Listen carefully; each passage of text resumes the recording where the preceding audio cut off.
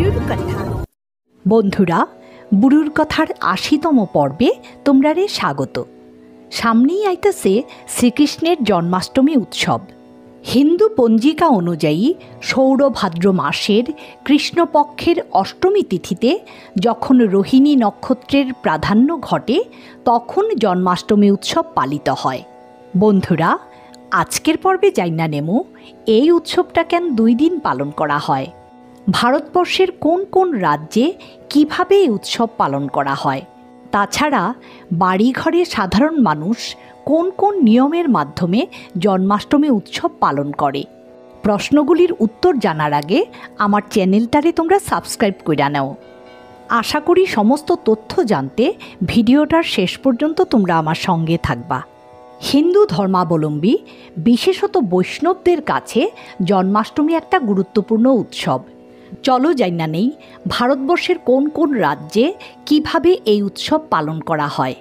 মথুরা, বৃন্দাবন, মণিপুরে এই উৎসব বিশেষভাবে পালিত হয়, যেখানে বহু ভক্তের সমাগম হয় এবং নানা ধরনের সাংস্কৃতিক অনুষ্ঠানের আয়োজন করা হয়, যেমন কৃষ্ণের জীবনের সঙ্গে জড়িত রাসলীলা, কংসবধ ইত্যাদি।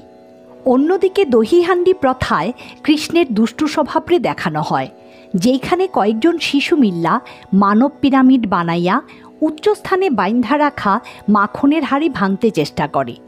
মহারাষ্ট্রে দহিহান্ডি প্রথা বহুল প্রচলিত, যা জন্মাষ্টমীর পরের দিন পালিত হয়। তামিলনাড়ুতে এই প্রথা উড়িয়াদি নামে পরিচিত। গুজরাট এবং রাজস্থানে দহিহান্ডির মতো মাখন হান্ডি উদযাপন হয়। অন্ধ্রপ্রদেশে কৃষ্ণরে এই দিন বিভিন্ন ধরনের মিষ্টি যেমন চকরি, মুড়ুক্কু ইত্যাদি নিবেদন করে। কেরালায় কৃষ্ণ জন্মাষ্টমীতে বীজদাই বিশেষভাবে প্রস্তুত করা হয়।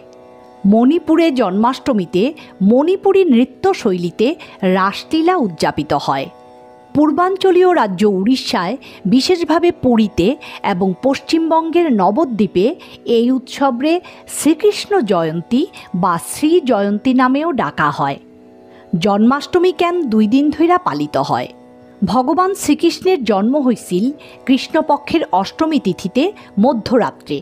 হিন্দু ঐতিহ্য অনুযায়ী সূর্যোদয় থেকে পরবর্তী সূর্যোদয় পর্যন্ত দিন গণনা করা হয়, যার অর্থ মধ্যরাতের সময়ের উপর নির্ভর কইরা অষ্টমী তিথি পরপর ২ দিন পড়তে পারে। ফলে মথুরা এবং বৃন্দাবনের মতো ধর্মীয় স্থানে জন্মাষ্টমী ২ দিন পালন করা হয়। প্রথম দিনে ভক্তরা সারাদিন উপবাস থাইকা প্রার্থনা করে এবং মধ্যরাতে কৃষ্ণের জন্মের সময় পর্যন্ত যাজ্ঞা পূজা করে, আর পরের দিনটাতে নন্দ উৎসব পালন করে, যা কৃষ্ণের জন্মের আনন্দ উদযাপন এবং ভক্তরা সেই দিন উপবাস ভাঙে। এখন প্রশ্ন হইল, নন্দ উৎসব কী? মধ্যরাতে কৃষ্ণের জন্ম হওয়ায় মহারাজ নন্দ খুশিতে পরদিন বৃন্দাবন জুইরা পুত্রের জন্ম উদযাপন করেন, যা নন্দ উৎসব নামে পরিচিত। কৃষ্ণ ভক্তরা পরবর্তীকালে ভগবানের পালক পিতা নন্দরে শ্রদ্ধা জানাইতে এই উৎসব পালন করেন, যা ভাদ্র মাসের কৃষ্ণপক্ষের নবমী তিথিতে পালিত হয়। এই দিনটাতে ভক্তরা শ্রীকৃষ্ণের জন্মদিন পালন করতে নানান ভোগ সাজাইয়া নিবেদন করে এবং ভজন কীর্তন করে। বোঝা গেল মন্দিরগুলিতে কিভাবে জন্মাষ্টমী উদযাপিত হয়, কিন্তু সাধারণ মানুষ বাড়িঘরে জন্মাষ্টমী কিভাবে পালন করে? জন্মাষ্টমীর আগের দিন নিরামিষ অন্ন খাইয়া সংযম পালন করতে হয়। জন্মাষ্টমীর দিন সকালে স্নান কইরা শুদ্ধ বস্ত্র পইরা ওম নম ভগবতে বাসুদেবায় নম মন্ত্রটি জপ করা নিয়ম। এরপর বালগোপালের মূর্তিরে পঞ্চামৃত অর্থাৎ দুধ, দই, ঘি, মধু ও চিনি দিয়া স্নান করাইয়া, তারপরে আবার পরিষ্কার জল দিয়া স্নান করাইয়া নতুন বস্ত্র পরাইয়া একটা পরিষ্কার স্থানে আসনে স্থাপন করতে হয়। পাশে গণেশ ঠাকুরের মূর্তি স্থাপন করা নিয়ম। প্রথমে শ্রী গণেশের প্রার্থনা ওম শ্রী গণেশায় নম কইতে হয়। এইবার ফুল ও তুলসী পাতা দিয়া গোপালের সাজাইতে লাগে। তারপর ধূপদীপ জ্বালাইয়া গোপালের প্রিয় ভোগ যেমন মাখন, মিশ্রি, ননি, নাড়ু, তালের বড়া, ক্ষীর, রাবড়ি, মালাই, মালপোয়া ইত্যাদি নিবেদন কইরা আরতি করতে হয়। জন্মাষ্টমীর দিন সকাল থেকে মধ্যরাত্রি পর্যন্ত উপবাস এবং জাগরণ করতে হয়। শাস্ত্রে আছে, কেউ যদি একবার শ্রীকৃষ্ণের এই জন্মাষ্টমীর উপবাস পালন করেন তাইলে তারে আর এই জড়জগতে জন্ম, মৃত্যু, ব্যাধি, কষ্টভোগ করতে হয় না। তাছাড়া পুনর্জন্মও গ্রহণ করতে হয় না। তবে কেউ কেউ সন্ধ্যা পর্যন্ত উপবাস করে, আবার কেউ কেউ মধ্যরাত পর্যন্ত।